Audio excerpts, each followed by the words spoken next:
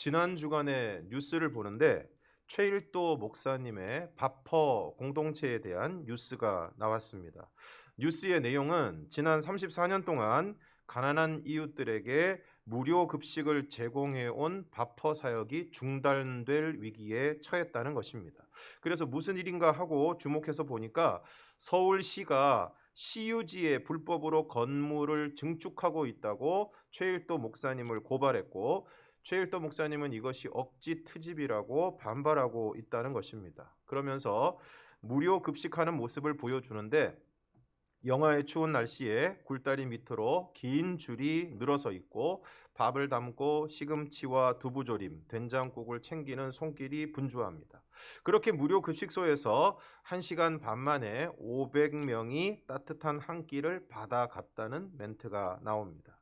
지난 1998년부터 어려운 이웃에게 라면을 끓여주며 시작되었던 바퍼 사역은 서울시가 2009년 시 소유 땅에 가건물을 지어주고 사업을 지원해 왔다고 합니다. 그런데 돌연 서울시가 최일도 목사님을 불법 증축 혐의로 경찰에 고발을 한 것입니다. 이어지는 보도를 보니까 작년 6월 고독사 방지 등 사업을 확대하고 수용 인원을 늘리기 위해서 기존 가건물 양옆으로 건물을 늘리는 공사를 했는데 이게 불법이라는 것입니다. 그리고 이런 보도가 이어집니다.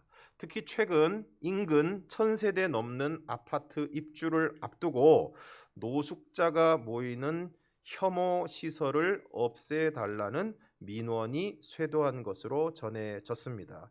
그리고 부동산 관계자의 인터뷰가 이어집니다. 집값이 5천만 원에서 1억까지는 차이가 나겠죠. 바퍼가 없어질 거라고 하는 희망을 갖는데 점점 건물이 더 지금 커지는 거잖아요. 그러니까 그 바퍼 사역을 하고 있는 그곳 주위에 1,000세대가 넘는 아파트에 사람들이 입주를 하는데 노숙자가 모이는 혐오 시설, 여기서 혐오 시설이라는 표현을 썼습니다. 혐오 시설을 없애달라는 민원을 넣었다는 것입니다. 그리고 그것이 집값에 영향을 주는데 5천만 원에서 1억까지 차이가 날 것이라고 이야기합니다. 그래서 그 바퍼가 없어지기를 바란다는 내용입니다. 그러니까 노숙자들에게 무료 급식을 하는 혐오 시설 때문에 아파트 값이 떨어지니까 없애 달라는 것입니다. 저는 이 뉴스를 보면서 문득 이런 생각이 들었습니다. 혹시 노숙자가 모이는 혐오 시설을 없애 달라는 민원을 넣은 사람 중에 기독교인이 있지 않을까? 교회 다니는 사람 중에 노숙자들에게 무료 급식을 제공하는 바퍼 때문에 아파트 값이 떨어지니까 없애달라고 민원을 넣은 사람이 혹 있지는 않을까. 지난 시간에 복음으로 교회를 새롭게, 세상을 이롭게 하기 위해서는 교회를 구성하고 있는 교인들 한 사람 한 사람이 회개에 합당한 열매를 맺는 실제적인 회개, 그냥 입술로만 잘못했습니다 하고 잠시 마음 아파하다가 또 죄를 짓는 회개가 아닌, 실제로 그 죄를 끊어버리고 청산하고 완전히 다른 방향으로 전환하는 회개가 있어야 한다고 말씀을 드렸습니다. 그리고 복음을 믿어야 하는데, 복음을 믿는다는 것은 예수 그리스도를 믿음으로 내가 구원을 받았습니다 라고 하는 것으로 끝나는 것이 아니라 빌립보서 1장 27절 말씀과 같이 복음을 믿는 자로서 그리스도의 복음에 합당하게 살아야 하는 것까지를 포함한다고 말씀을 드렸습니다. 그래서 사도행전 2장에서 베드로의 설교를 듣고 마음이 찔려 회개하고 예수를 믿고 세례를 받은 사람들이 그 다음에 사도의 가르침을 받았고, 그 가르침대로 모든 물건을 통용하고 재산과 소유를 팔아 각 사람의 필요를 따라 나눠주고 모이기를 힘쓰고 순수한 마음으로 교제했을 때 온 백성들의 칭송을 받았고 주께서 구원받는 사람을 날마다 더하게 하셨다고 말씀하고 있습니다. 그리고 이것이 바로 사도행전이 증거하는 교회의 부흥입니다. 그리고 이러한 일들이 가능했던 것은 복음을 믿은 초대교회 교인들에게 가치체계의 전환이 있었기 때문입니다. 나만 생각하던 사람이 이웃을 생각하게 되고, 돈과 물질만 추구하던 사람들이 영적인 것을 추구하게 되고, 또 육신의 쾌락이 전부라고 생각했던 사람들이 영적인 기쁨이 무엇인가를 알게 되었을 때, 그들은 자신이 가지고 있었던, 이전에는 탁 틀어지고 내 거야 했던 것들을 나눌 수 있었고, 또 사람들과도 이해 타산 관계와 계산기를 두드려보고 사람들을 만났던 것을 이제는 사심 없이, 그런 계산 없이 사람들을 순수하게 만나게 되었다는 것입니다. 이처럼 교회를 구성하고 있는 성도들의 실제적인 회개와 복음을 따르는 삶을 통해 교회를 새롭게 한다면, 이번에는 성도들의 공동체인 교회, 예수 그리스도께서 머리가 되시고 성도들이 몸을 이루는 공동체인 교회의 차원에서 복음으로 교회를 새롭게 하기 위해서는 어떻게 해야 하겠습니까? 무엇보다 교회에서 바른 복음, 바른 말씀이 선포되어야 할 것입니다. 오늘날 교회의 대사회 신뢰도가 형편없이 떨어지고 사람들로부터 외면당하고 손가락질을 당하는 것은 잘못된 복음과 왜곡된 말씀으로 우리의 신앙이 바르게 서지 못했기 때문입니다. 이미 이전에 살펴보았던 것처럼 예수 믿고 구원받고 그 다음에는 이 세상에서 잘 먹고 잘 사는 것이 전부인 것으로 여겨지고, 교회들 역시 철저히 각자 도생하는 환경에서 내 교회만 잘 되면 그만이라는 개교회주의와 교회 성장주의로 인해 초대 교회가 보여주었던 아무런 의도와 사심이 없는 순전한 교제가 사라지고, 세상적이고 물질적인 성공을 하나님의 축복으로 여기는 풍조 속에서 진정한 나눔과 섬김이 사라지고, 오히려 교회에까지 세상적인 풍조가 밀려 들어오는 안타까운 모습을 보게 되는 것입니다. 그래서 내가 세상에서 성공할 수만 있다면, 그리고 교회가 양적인 성장을 이룰 수만 있다면, 더 이상 신앙의 원칙, 말씀의 기준이 중요하지 않은 안타까운 지경에 이르게 되는 것입니다.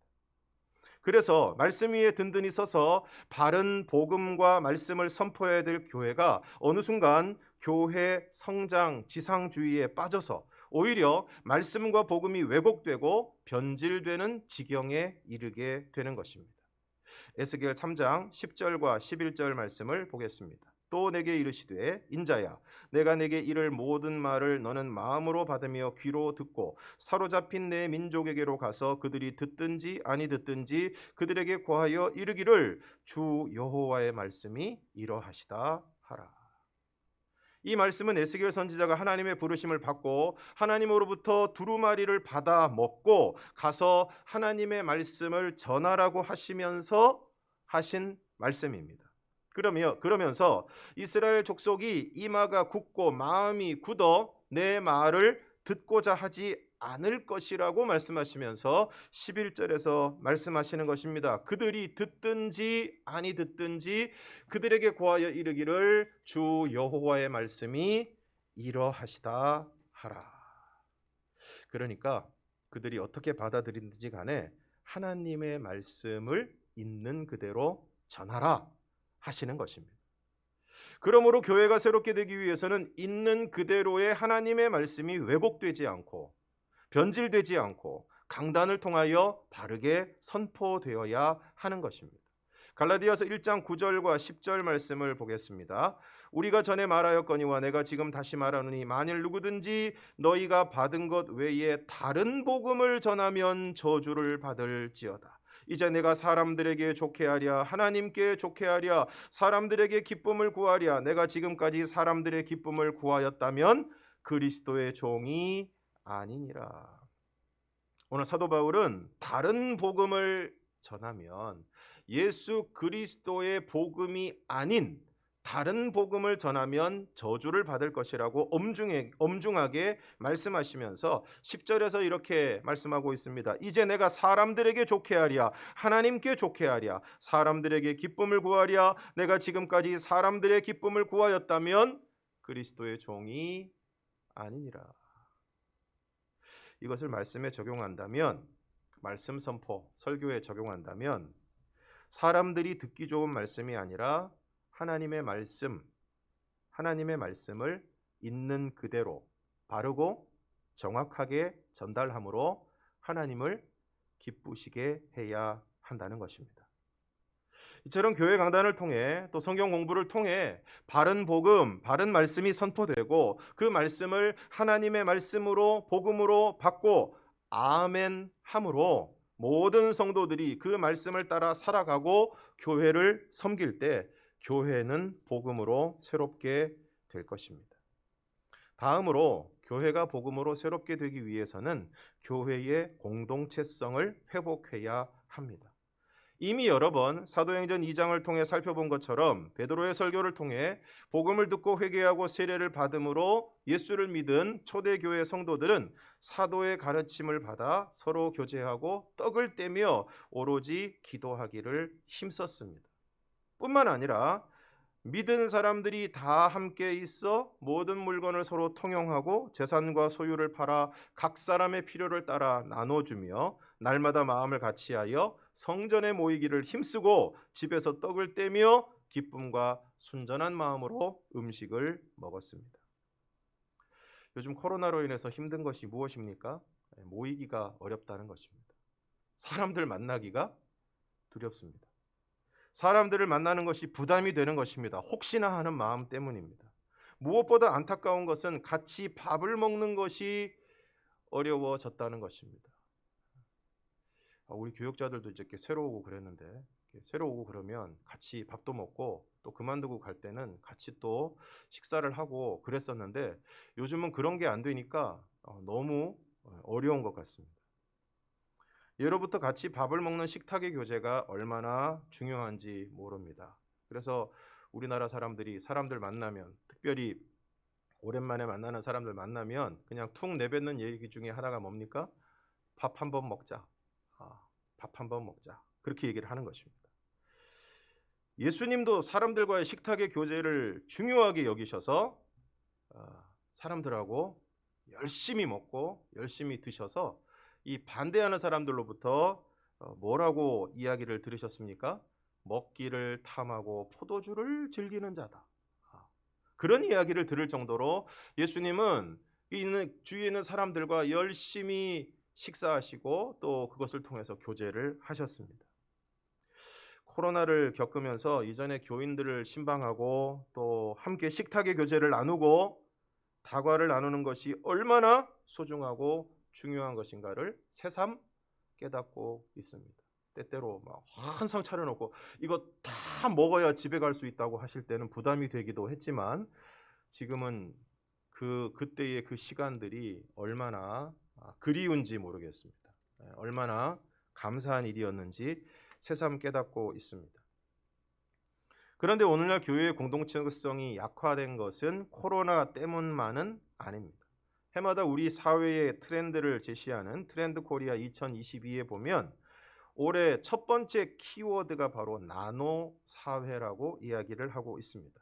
여기서 얘기하고 있는 나노라는 것은 10억 분의 1을 나타내는 극소 단위로 우리 사회가 하나의 공동체적인 유대를 이루지 못하고 개개인, 즉 나노 다리로 아주 작은 조각, 제일 작은 조각이 나뉘어지는 것처럼 그렇게 우리 사회가 그리고 사람들과의 관계가 나누어지고 있다는 것입니다.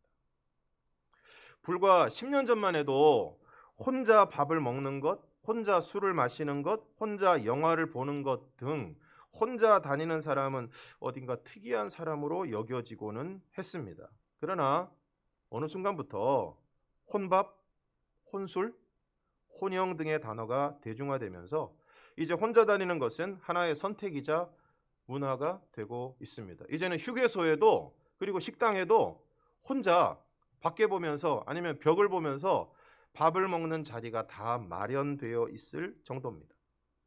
나아가 지금 혼자 사는 1인 가구의 비율은 31.7%. 어마어마합니다. 혼자 사는 가구가 무려 31.7%면 거의 3분의 1이죠. 664만 명. 중요한 것은 가파르게 늘어가는 추세라는 것입니다. 이처럼 우리 사회는 점차 개인화되고 있고 이를 표현하는 단어로 나노 사회라는 단어가 등장을 한 것입니다. 그리고 이미 코로나 이전부터도 이제 식당에 가서 같이 밥을 먹어도 뭐 사람들이 대화가 없습니다. 서로 식사 주문하고 스마트폰으로 게임을 하거나 영상을 보면서 식탁에 앉아 있지만 철저히 단절되어 있는 것입니다. 한번 편의점에 갔는데 그 편의점에 계시는 분이 장사할 생각은 안 하시고 뭐 휴대폰 보면서 굉장히 뭘 열심히 하고 계셔서 중요한 기사를 보고 계시나 그랬더니 고스톱을 얼마나 열심히 치시는지 거기에 심취하셔가지고 장사할 생각도 안 하고 뭐 손님이 왔는데도 뭐 신경도 안 쓰시고 오늘날 집에서 식사하는 모습도 크게 다르지 않습니다. 운이 좋게 함께 식사의 자리에 앉는다고 해도 그래도 예전에는 같이 거실에 있는 TV를 같이 보면서 대화도 하고 그랬는데 요즘은 엄마 아빠는 뉴스 보고 첫째는 미드 보고 둘째는 5분 순삭 보고 막내는 아이돌 영상을 보는 진풍경이 펼쳐지고 있습니다. 그런데 이처럼 코로나로 점차 개인화되는 나노 사회 속에서도 교회의 공동체성은 오히려 회복되어야 하고 더욱 든든히 세워져야 할 것입니다. 왜냐하면 교회는 예수 그리스도께서 머리가 되시고 믿는 자들이 한 몸을 이루는 곳이기 때문입니다. 에베소서 1장 22절에서 23절을 보겠습니다. 또 만물을 그의 발 아래에 복종하게 하시고 그를 만물 위에 교회의 머리로 삼으셨느니라. 교회는 그의 몸이니 만물 안에서 만물을 충만하게 하시는 이의 충만함이니라. 그리고 믿는 자들을 향해서 이렇게 말씀하고 있습니다. 에베소서 2장 19절은 우리가 함께 읽겠습니다. 시작. 그러므로 이제는 너희는 외인도 아니요 나그네도 아니요 오직 성도들과 동일한 시민이요 하나님의 권속이라. 오늘날 나노 사회에서 그리고 요즘 젊은 세대를 일컫는 MZ 세대들에게 어딘가에 소속되고 관계를 가지는 것이 부담이 될 수도 있을 것입니다. 그래서 요즘 젊은 세대는 예쁜 카페가 있어서 그 카페를 계속 가다가 카페 사장님이 자신을 알아보는 것 같아서 이 카페를 옮겨야 할 것 같다는 이야기를 하는 것입니다. 누군가가 자신을 알고 또 그것을 통해서 관계를 이루어가는 것을 부담스러워 하는 것입니다. 그러나 오늘 성경은 믿음의 사람들을 향해 너희는 외인도 아니요 나그네도 아니다. 요즘은 교회 다니는 것도 어떤 교회에 등록하고 그 교회의 어떤 조직이나 관계 속에 들어가는 것보다는 그냥 주일에 와서 조용히 예배만 드리고 또 조용히 바람과 함께 사라지는 교인들이 적지 않습니다. 그러다가 어느 순간 새가족부가 다가온다거나 목사님이 관심을 보이면 이제 이곳을 뜰 때가 되었구나. 거의 뭐 똑같은 형태입니다. 그런데 오늘 성경은 우리에게 너희는 외인도 아니요 나그네도 아니라 그리고 오직 성도들과 동일한 시민이요 하나님의 권속이라고 말씀하고 있습니다. 여기서 하나님의 권속이라는 말은 하나님의 가족이라는 말입니다. 근데 이 권속이라는 이 한자의 뜻이 참 좋은데 권자가 무슨 권자냐면은 돌볼 권자입니다. 그리고 속이라는 것은 무리라는 뜻이에요. 그러니까 내가 돌보아야 될 무리. 그게 바로 권속입니다. 그게 바로 가족입니다. 그러므로 교회는 예수 그리스도께서 머리가 되시고 믿는 모든 성도들이 지체가 되어 한 몸을 이루는 것이고 서로를 돌보는 하나님의 가족을 이루는 것입니다. 그래서 고린도전서 12장 12절과 13절을 보면 몸은 하나인데 많은 지체가 있고 몸에 지체가 많으나 한 몸임과 같이 그리스도도 그러하니라. 우리가 유대인이나 헬라인이나 종이나 자유인이나 다 한 성령으로 세례를 받아 한 몸이 되었고 또 다 한 성령을 마시게 하셨느니라. 13절에서 이렇게 말씀하십니다. 유대인이나 헬라인이나 종이나 자유인이나 다 한 성령으로 세례를 받아 한 몸이 되었고 모든 사람이 믿음으로 한 몸이 되었다는 것입니다. 그런데 여러 지체가 있다 보니까 이런 일이 있을 수 있습니다. 21절 눈이 손더러 내가 너를 쓸 데가 없다 하거나 또 머리가 발더러 내가 너를 쓸 데가 없다 하지 못하리라. 눈이 손더러 너 쓸 데가 없어. 머리가 발더러 너는 쓸 데가 없어. 여러 지체가 있다 보면 어떤 지체가 덜 중요해 보이고 심지어 없었으면 좋겠다는 생각이 들 때도 있다는 것입니다. 그런데 여러분 손가락들이 싸운 이야기 아십니까? 엄지가 말하죠. 야, 최고 얘기할 때 누구야? 나잖아. 그러니까 검지가 야, 어디 가리킬 때 누구야? 나지. 그랬더니 중지가 있다가 전부 똑바로 서봐. 누가 제일 커? 나잖아. 그리고 약지가 반지 어디 껴? 나잖아 나. 근데 새끼손가락을 생각을 해보니까 할 말이 없는 거예요. 새끼손가락. 그래서 볼멘 소리로 이렇게 얘기했습니다. 야, 너희들 나 없으면 어떻게 되는지 알지? 이해가 안 되시는 분들은 집에 가서 생각해 보시기 바랍니다. 22절에서 25절을 보겠습니다. 그뿐 아니라 더 약하게 보이는 몸의 지체가 도리어 욕이 나고 우리가 몸에 덜 귀히 여기는 그것들을 더욱 귀한 것들로 입혀주며 우리의 아름답지 못한 지체는 더욱 아름다운 것을 얻느니라. 그런즉 우리의 아름다운 지체는 그럴 필요가 없느니라. 오직 하나님이 몸을 고르게 하여 부족한 지체에게 귀중함을 더하사 몸 가운데서 분쟁이 없고 오직 여러 지체가 서로 같이 돌보게 하셨느니라. 우리의 몸 안에서 이거 필요 없는 것 같은데? 라고 생각했던 그 지체, 그 부분이 도리어 요긴하고 우리의 한 몸을 이루는 데 있어서 없어서는 안 될 부분이라는 것입니다. 마찬가지로 교회 공동체 안에서도 우리 여러 사람들이 동일교회라는 공동체를 이루어 가고 있는데 때로 어떤 사람들을 바라보면서 어떤 지체를 바라보면서 우리가 그런 마음이 들 수 있다는 것입니다. 별로 중요하게 여기지 않고 심지어는 없었으면 좋겠다. 그런 마음이 들 수도 있다는 것입니다. 그러나 오늘 성경은 뭐라고 이야기하고 있습니까? 그러한 부족하고 연약해 보이고 때로는 정말 우리에게 필요한 것인가? 라는 생각이 드는 그러한 지체들이 더 소중하다. 그래서 25절에서 뭐라고 말씀하고 있습니까? 몸 가운데서 분쟁이 없고 오직 여러 지체가 서로 같이 돌보게 하셨느니라. 권속이 뭐라 그랬죠? 돌보는 우리.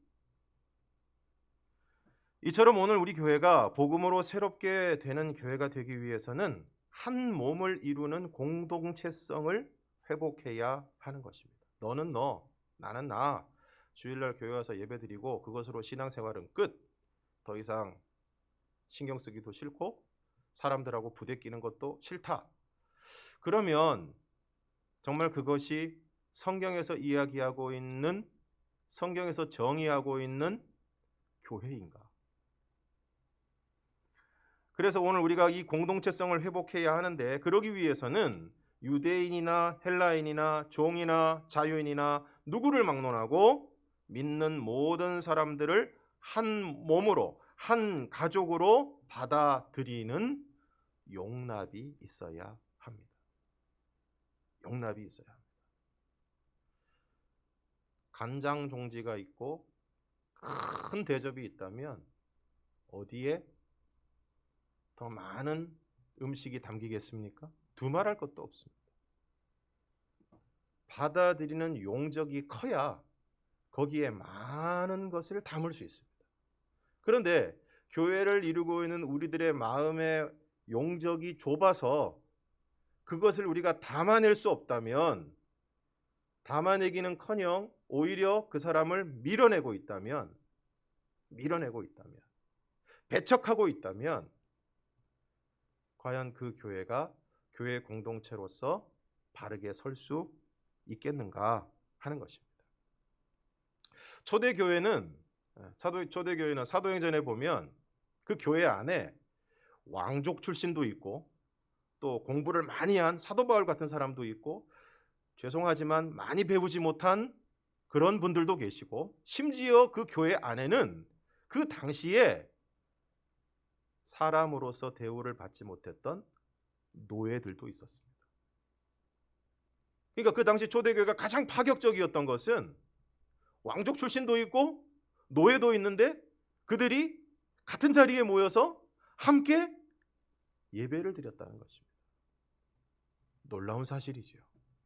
어떻게 그런 일이 가능합니까? 예수 그리스도를 믿는 사람으로서 너와 내가 형제 자매라는 용납이 있었기 때문입니다. 용납이 있었기 때문에. 그래서 어느 지방 출신의 목사님이 계시는 교회는 어느 지방 출신이 많고 또 어떤 계층이나 직업군의 사람들이 주로 모이는 교회가 있다면 그 교회는 진정한 의미에서의 교회라고 이야기하기 어려울 것입니다. 그리고 이러한 교회가 진정한 한 몸이 되고 공동체성을 회복하기 위해서는 몸 가운데 분쟁이 없고 오직 여러 지체가 서로 같이 돌보는 역사가 있어야 할 것입니다. 구역과 남녀 선교회를 중심으로 모든 교회 안에서 이루어지는 여러 모임들 속에서 서로가 서로를 돌보는, 관심을 가지고 돌보는 그러한 역사가 있어야 할 것입니다.